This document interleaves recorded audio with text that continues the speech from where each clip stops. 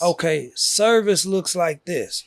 If I'm cutting a head, because we on the context of barbering, if I'm cutting a head and I'm just starting out, after I get done making sure everything is good, the lining is good, I'm going to offer another service. Like, hey, I'm going to do this for you just on the love. I just want to be able to give you this so you can see what I can do. I understood. So would you mind if I shape up your eyebrows? Would you mind if I knock the nose hairs out? Got you. Would you mind if I take the hairs out your ears? Something like that. Those things go a long way. They separate you from the average barber.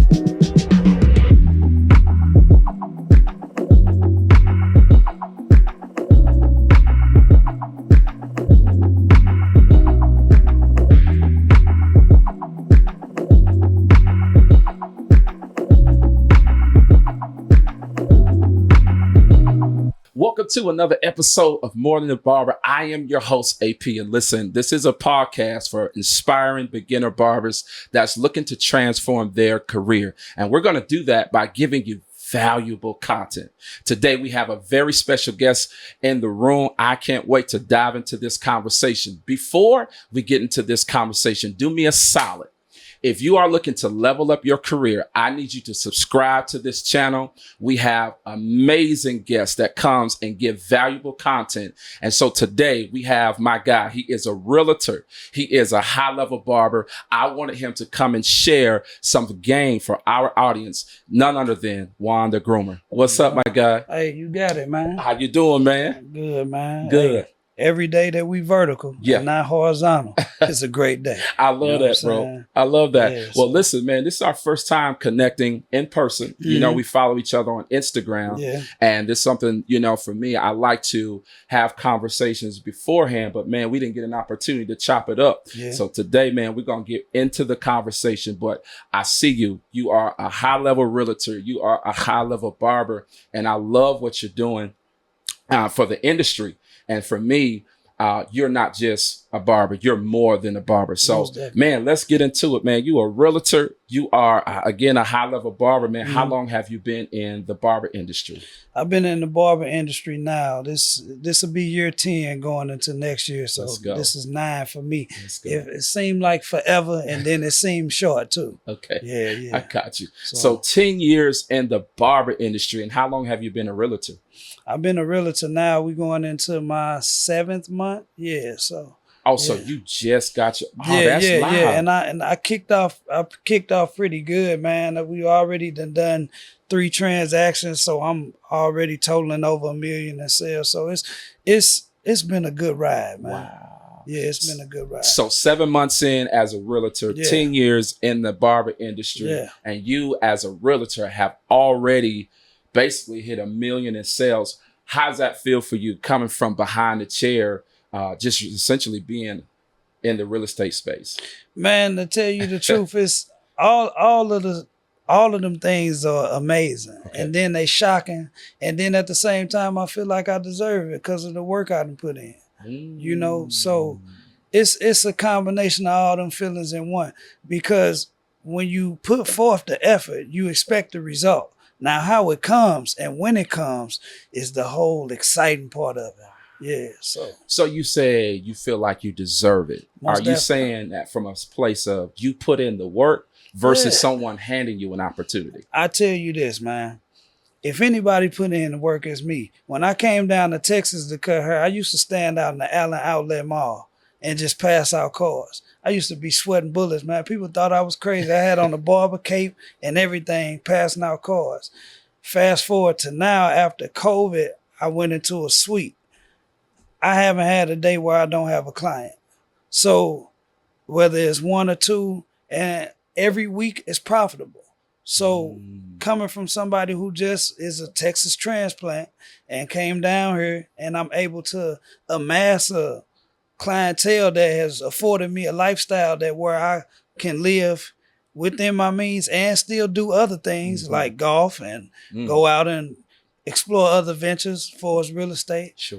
I think that's a damn good, you know what I'm saying, gauge of what I've done. So, yeah, but I've always been a hard worker.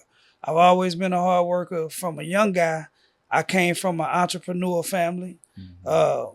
my grandma and my granddad had a convenience store that was running like a well-oiled engine. For You know sure. what I'm saying? As I was growing up, and then my mama gave me a snow cone stand when I was 10. Wow. So this has been going for a while. So I don't know nothing else but hustle. So at 10 years old, you was already an entrepreneur. Yeah, You were yeah. already Just doing didn't your know it. thing. I thought it was a punishment. You know Yeah. what I'm saying? But it is what it is. It turned out to be something good, man. That's good. Yeah. For me, when I listened to this, you said you deserve it. You said that you put in the work.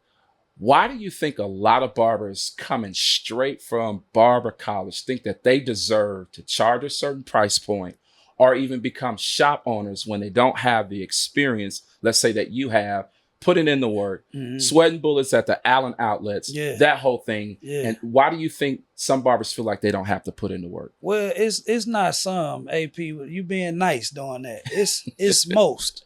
And it's not even just in the barber world, it's everywhere. And I'm gonna tell you where it comes from. It stems from the inflated ego that we get from sitting in our phones all day. Oh, we feel like, hold on. That was a bar, man. That was a bar. That's what it is. Expound man. on that. So what we do is we sit in our phones, we decide what we want to do. Then we sit in our phones and we gather, okay, well, this guy's doing this over here, this guy's doing that over there. And then you stuck on this egotistical thought that I can replicate their success in quicker time because it's right here in my hand. It takes away so what the phone do, man, it make everything now, instant. You know, when success comes from delayed gratification. That's right. Every time. It's no way that you can expect success without going through the stress. That's just what it is. You know, so barbers now, what I'm finding, Juan, is a lot of barbers, to what you just shared, that's their story. I need the $100 cuts right now. I need to be a shop owner right now. I need to be a blue check Instagram barber right now. Do you think that's going to be a lot of the downfall within the barber industry, let's say 5 years from now, because they didn't develop what we call a work ethic? Well, it's gonna be the downfall now, later, and beyond, because the internet ain't going nowhere. The internet ain't going nowhere. Entitlement is rising. That's the biggest false currency that we have is entitlement. Nobody thinks that they gotta work. Wow. You know, and that's good, man. Them COVID checks make the employees feel like they don't have to work neither. So everybody want to be a boss, but how you gonna be a boss if it's no workers? You know, how you gonna own a shop if it's no barber? So if every barber coming out to barber school want to be a shop owner, who the hell you gonna manage? Who you gonna put in the chairs? Because everybody else want to be a shop owner too. So, but it's you asking for a big title, you asking for a big position, and you don't even know what goes into it. See, before you own the building, you gotta sweep the floors. It's just what it is. That's a bar. Yeah, I mean, that's just what it is, man. So you said something earlier offline. You talked about service. Yes. And you just talked about, sweeping the floor. The ego aspect of it. A lot of times people feel like they're too good to serve their way to the top. They're too good to get into a position where certain things is beneath them. And I've learned to serve my way to the top, serve other people in their dream and in their vision. And at some point, when it's my turn to be in the driver's seat, somebody's going to serve and do the same thing and serve me, or not so much as me, but serve the vision. And so when you say, man, like you got to sweep the building before you own it, most definitely, that ties into real estate, man. A lot of times, can you speak to that? A lot of times barbers don't understand that aspect though. Okay. Can you speak to that? So the thing is this, right? So I read a lot. None of this was given to me by just one person. I read, so I say that to say this, man. They got a book, and it's a theory as well called The Acres of Diamonds. And it's by Herman Conwell. So whoever out there, y'all read that. For sure. And what he talks about in there is right now, everybody is standing in their own acre of diamonds. Acres of diamonds. And we go outside of our own acre of diamonds to go find and mine for more diamonds. So I'm looking at AP's journey and saying AP's journey is better than mine. So let me go over there and try to buy in what he has instead of watering my own grass or mining in my own field and finding my own diamonds. You know what I'm saying? So it's crazy that our mind state is like that. But what people do is the road less traveled is so lonely. We fear that. So we stick with what everybody else doing so we can camouflage and therefore appear like we winning instead of actually win.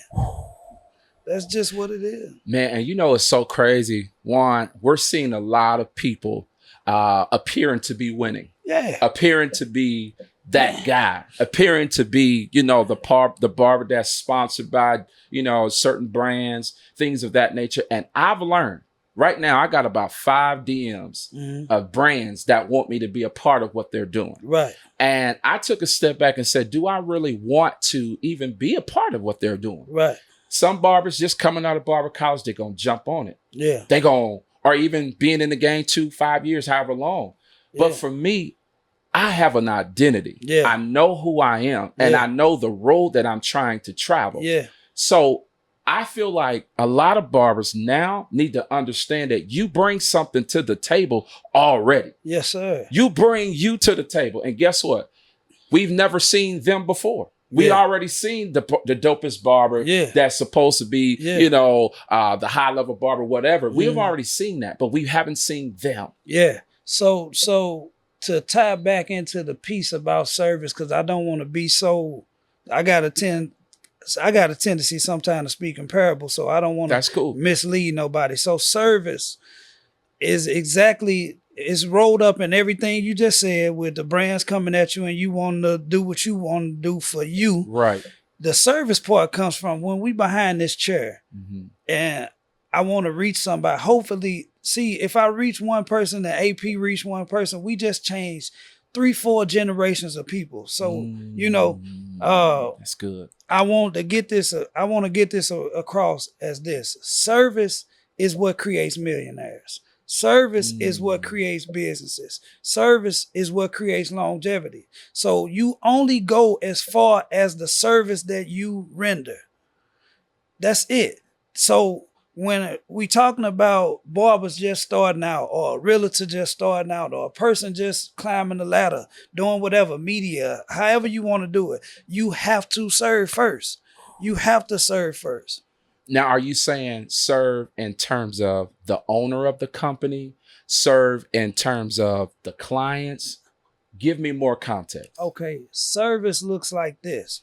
If I'm cutting a head, because we on the context of barbering, if I'm cutting a head and I'm just starting out, after I get done making sure everything is good, the lining is good, I'm going to offer another service. Like, hey, I'm going to do this for you just on the love. I just want to be able to give you this so you can see what I can do. Understood. So would you mind if I shape up your eyebrows? Would you mind if I knock the nose hairs out? Gotcha. Would you mind if I take the hairs out your ears? Something like that. Those things go a long way. They separate you from the average barber. I like it. I like it. You're saying offer free services. You've already have a price point. Yeah. So you're going to give them free service just on the strength of, yo, I want to serve this client. Yeah. Gotcha. So nothing that we do is for free. Nothing that we do is for free. Okay. So what you're looking at as a giveaway is just really building for the dollar. That's all it's doing. Love it. So when I'm giving you something that I'm going to eventually receive. Yeah. That's just what it is. That's because what we reap is what we sow. That's just what it is. And listen, if you're listening to this podcast, check this out. That's a gem. You have to serve. Yeah. You have to give back to the person that you're servicing, whether it's a barber, whether it's a client that if you are a realtor. I had to learn that the hard way because I thought that just my skill alone is going to get me where I want to go. But oftentimes that's the wrong mindset. Yeah. That's the wrong mindset. Yeah. So skill sets can kill people. You got a lot of people that's talented. You got it's a cat somewhere out here right now that's better than LeBron. For sure. But he's not there. He's For not sure. LeBron. He'll never be LeBron because he doesn't have the work ethic. Yeah. He doesn't have the other piece, which is service. See, LeBron served in the gym when we not looking. I like that. You know what I'm saying? like So it. the service piece is, it goes into whatever you do. You're serving. As long as you putting in work, service towards your goal. I love that. You know? So can you teach that? Can you teach a person how to give? You can't teach. You cannot teach a person how to have willpower. You can't teach a person how to be determined. You can't teach a person how to go the extra mile. But what you can do is be an example.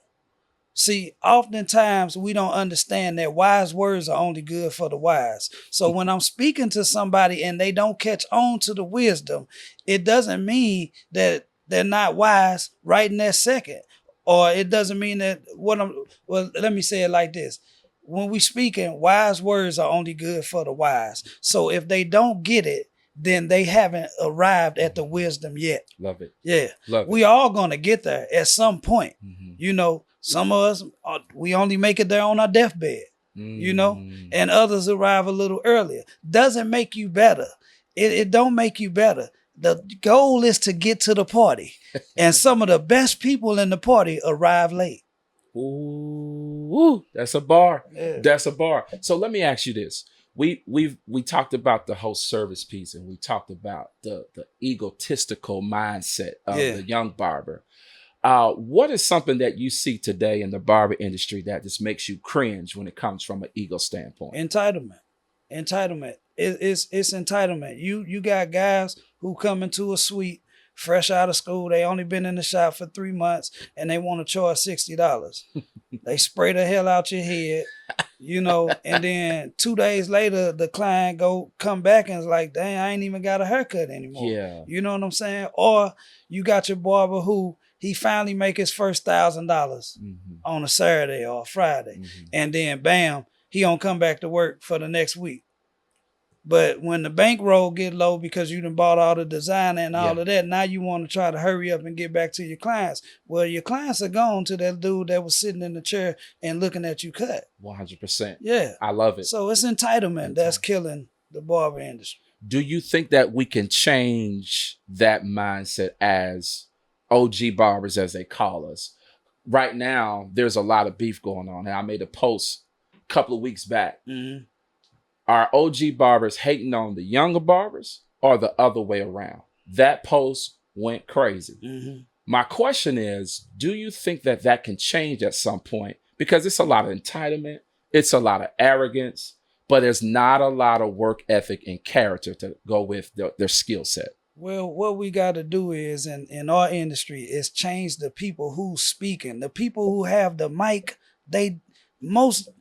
I'm going to say it like this. Most of the people in our industry that have the mic, they so caught up in their ego, they don't even know they hating on the younger generation. So these young guys ain't wrong by feeling slighted. The old need to catch up with the new. That's the barber industry. It's always changing. I remember when Black Ice first came on the scene. I remember that. And I seen it, and cats was hitting with the Black Ice, and I'm like, man, that's some clown stuff. And then I look up a month later and everybody's spraying Black Ice. 100%. I go down to the Bronner Brothers and that's the thing. That's the thing. Then fibers hit. And I'm like, man, ain't no way. Now you can't make it without fibers. You got to. So the OG barbers who pushing the natural liners and all that, it's a lane for that. Just like it's a lane for the DJ who only play the shy lights. You know what I'm saying? So, but you can't hate on the one who playing the sexy red.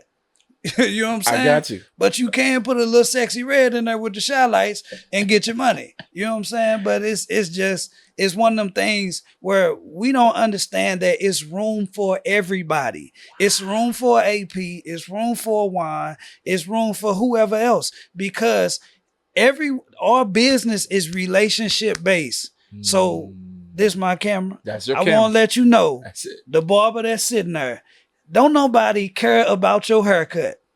The people coming in, most of the people that are paying your bills, they care about you.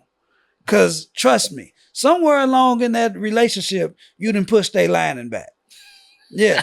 And they keep coming back because they like you. Yeah. So be focused on the relationship. And a lot of people gonna be messed up by that. But let me tell you this. You know in your heart of hearts as a barber, you've messed somebody up before. And you thinking as they getting out the chair, he ain't coming back. And then he see the haircut and be like, man, you killed this. And you looking like, boy, you know what I'm saying? It's relationship. Yeah. Now that's not saying you can go and just kill somebody's haircut. For sure. It's just saying that we're human. For sure. You know, and people mess with the human. Let me ask you this though, Juan. What are some tips that you can give for building relationships with clients? Because oftentimes barbers just see the dollar in the cut. Be authentic. Be you. Your audience will come. See, what people don't understand is, okay, let me do this. Mm-hmm. When we cutting hair, we on a stage. Mm. And people don't understand that. You're cutting hair. If you're in the shop, you sitting and you got a line of people sitting down waiting and they watching. They're critiquing you. They watching how you cut. They watching how you balance talking and cutting at the same time. They watching the jokes you tell. They watching everything. That's why there's a lot of people won't ever sit in your chair because your context of what you talking about or how you cutting, they not messing with it. We're on stage at all times. So if you can please your audience, you can keep a clientele. Ooh, that's a bar. That's it. That's a bar. You know? That's a bar. And you know what has awarded me the level of success is that very thing. Yeah. I think a lot of people sleep on customer service. A lot of people sleep Nobody can do what AP do. Mm-hmm. Nobody can do this podcast like AP gonna do it. Nobody can make a shop look like AP was gonna do it because it's your personal touch. It's just like a fingerprint. You are you. Yeah. And people are buying into you. You don't believe me? Look at them people that's cutting out the college dorm. You look at them haircuts, you be like, boy, if he keep his girlfriend, he lucky. You know, but the people are dealing with them for them. Yeah. And people don't understand that. If you want $100 worth of haircut, start giving out $100 worth of you. Ooh. If you want $50 worth of haircut, start giving out $50 worth of you. Whatever version of dollar you want, give that from you. That's powerful. It'll come. That's powerful, man. I love the content. Yeah. I love the content. What I hear when you speak is I hear experience, highs, lows. I hear a lot of things. This thing that whooped my ass. It ain't no way that you could tell me it don't come from work. I used to catch the bus with a camera bag on one side and the barber bag on the other side. And I was in St. Louis, man. You know, it was plenty of nights that it was people walking up on the, you know what I'm saying, the bus line. And I'm like, man, it might be the night I get robbed. You know what I'm saying? But that's part of the game. See, they don't see that. They see the realtor. They see all the clients coming in now. But you ain't see me when I was walking up the street with the bag. You know what I'm saying? You ain't see me when I first came to Texas and I was Ubering at night.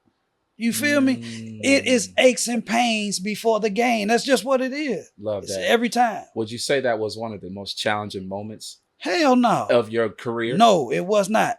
Let me tell you something. When you at the bottom, only thing you can see is up. That's right. It's the most inspiring time in your life. Wow.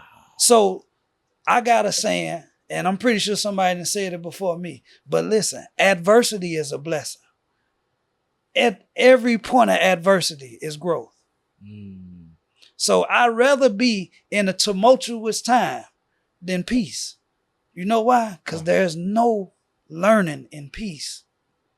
And I'm not saying I'm looking for toxicity. I'm saying that I'm looking for my next point of growth. I'm looking for my next challenge. I'm actively searching for how I can stretch myself. That's what I'm looking for. So adversity basically is a blessing on the other side of adversity. Most definitely. Most definitely. But a lot of barbers feel as if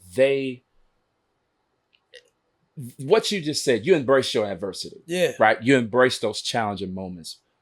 A lot of people don't look at it that way. A lot of people won't embrace it that way. Because we got weak mindsets. We got weak mindsets. And it's okay because That's what they teaching now. That's what they pushing. Oh, it's okay to be second place. It's okay to be third. Yeah. It's okay to be mediocre. Mm-hmm. Well, how the hell is it okay to be mediocre when my phone is showing me substantial lives? My phone is showing me Porsches and Benzes and all of this other stuff. Why is it okay for me to be mediocre? Why is it okay for me to be runner up? If this is what you pushing on me, you pushing success and all the lavish things that come with it, but you telling me on the other end, it's okay if I got you. yeah. I got you. I got you. Yeah, and it's so easy to embrace that because that is what we see. We scroll a lot of people scroll 8-10 hours a day. Your screen time will tell you. Yeah. And you're right. What you tune into, you turn into. Yeah. So if you're tuning into the lavish lifestyles of a realtor, of a barber, of whomever you may admire, you're going to automatically think, I need to have that same life if you're not strong-minded. Because see, there's two different type of people. You got to stand for something or you're going to fall for anything. Most definitely. You understand? And so for me, man, I just love what you're sharing because you said you've embraced the low times, the high times, and this is what made you who you are today. Yeah, yeah. And at every level, even right now, you know what I'm saying? Like my losses that I take right now and that I'm taking right now looks totally different than the losses I was taking when I was first starting out. Mm-hmm. What I feel like is a loss right now to somebody else, that'll be a blessing. Mm-hmm. You know what I'm saying? That'll be a dream situation for them to be in. Or whatever you want to look at. And then there's somebody else that's higher than me up the food chain that they losses will probably choke me out. You know what I'm saying? So the way I look at it is like this, man.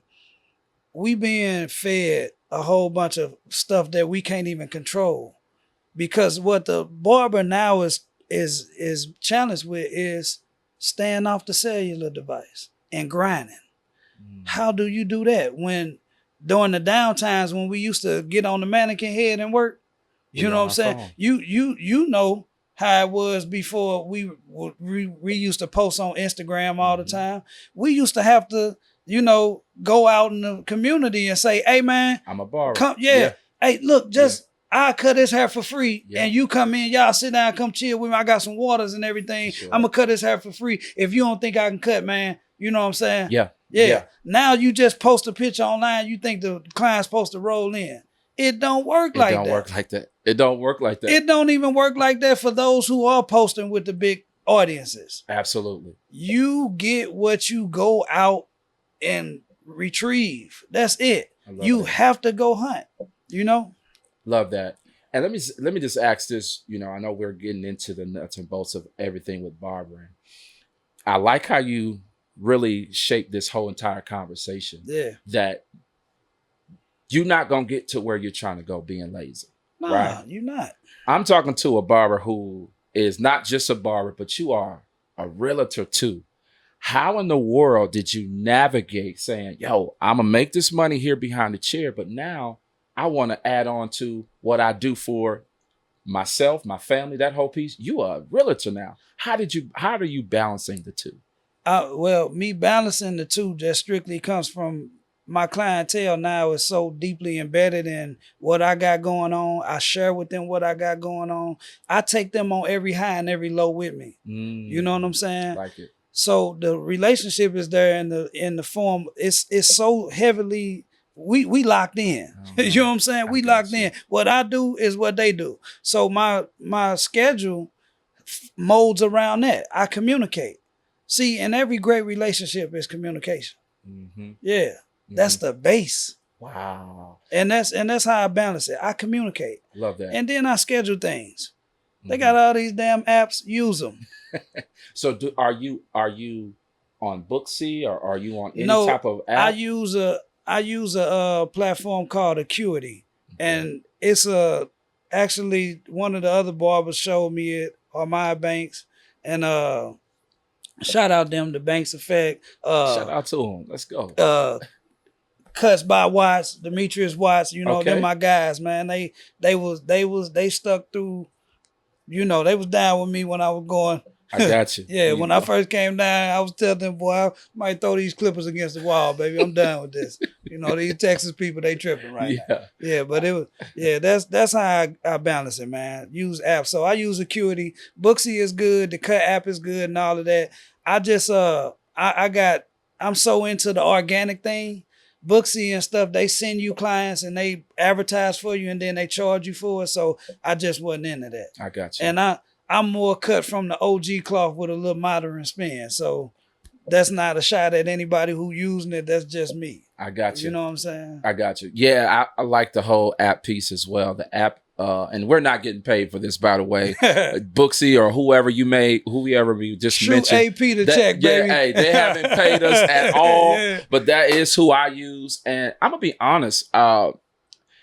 I put in a lot of time with mastering my level. Yeah. Right. And so I'm using apps that's going to your point, that's going to help me grow and scale. Yeah. And so I would encourage any barber watching just to learn the app that works best for you. Yeah. And then even if the app is working best for you, Uh-huh. like now you saying Booksy worked good. I never known nobody that used it that it actually worked for. So now after this, I'm gonna talk to AP and see, hey man, what you doing over there? It's a game You know what changer. I'm So saying? let me just do this and maybe we can get a deal with Booksy. So Booksy has been a game changer for me. Here's why. I upload a lot of recent pictures. Yeah. I'm into content. That's just my thing, right? Yeah. But I upload a lot of my pictures, a lot of my pictures are actually going viral on Booksy. Right. So every new client I ask that comes in, hey man, how'd you hear about me? Man, I was on Booksy and I saw your pictures. Yeah. Then they say, I went to your Instagram and I got lost in a rabbit hole because I post a lot of reels. Yeah. So Booksy is almost like its own Google. Yeah. You type in barbers in my area, boom, and I have 5 stars. Okay. So I got a lot of reviews, which is a shameless plug. That's why customer service is important. Most definitely. Customer service will take you where your skills can't in most cases. And so I've learned to treat the customer right because I want them to come back, and I want them to tell somebody else. I got a partner of mine, Sonny the Barber, on Instagram. Sonny the Barber in St. Louis. He got his own shop. That's the last shop I was at. And we always talk about how it's a lot of barbers that can't cut, but they got clientele. That's right. And that's because they are masters at relationships. That's right. You know what I'm saying? That's right. So that's right. If y'all don't believe me, you know what I'm saying? And Sonny will, I'm gonna make sure he see this so he can comment on it. You know what I'm saying? Absolutely. Because he been in the game longer than me, man. Relationships matter, man. They really do. They matter. Relationships matter. Reviews matter. And here's a plug I'll give for a beginner barber who wants to level up in their clientele. Here's some advice. Take a picture, or rather a video of yourself. This video can be 2, maybe even 30 seconds. And this video, basically what you do is welcome every new client that comes into your chair. So this is how it goes. Yo, what's up? Thank you for being a part of my lineup, or thank you for coming into my shop today. I really appreciate you. This is just an extended welcome, and I appreciate you coming in today. Take that video, edit it up, whatever app you use to edit it, and send that to every new client. Yeah. That's a game changer. Yeah. I did that for like a year. Yeah. And we're booked. So those are just little things that you can do to really just take your skill set and even your clientele to the next level. Yeah. Yeah. This has been an amazing episode, man. Thanks for sharing. Thanks for coming in today, Juan. I appreciate you, bro. I appreciate you, man, for inviting me out, man. Absolutely. And just a little piece right here, just a little segue. I didn't find being a realtor found me through service. One of the guys in my chair named Elijah, I do not know how to pronounce his last name. Got you. But he always come in and I was going through a divorce at the time, and he was asking me, man, what's your next step? And he mentioned being a realtor to me. He outlined all the things that I could use from barbering, that was that. And he walked me through the process, man, and it was on me to apply it. But I say that to say that's how service acts. That's what it does. When you meet people with service, they meet you back with a gift. And you don't have to expect it or look for it. It's going to come on its own time. So that was my blessing. That's how I made That's that segue. powerful. So, be of service, man. You know what I'm saying? And tune in to AP podcast, man, because he giving y'all game. Let's go. This has been another episode of More Than the Barber. Thanks for tuning in today, and we out. Let's go. Hey, yo, check this out. If you like this episode, do me a favor. Make sure you subscribe down below. We got amazing content coming your way. Stay tuned for more. Let's go.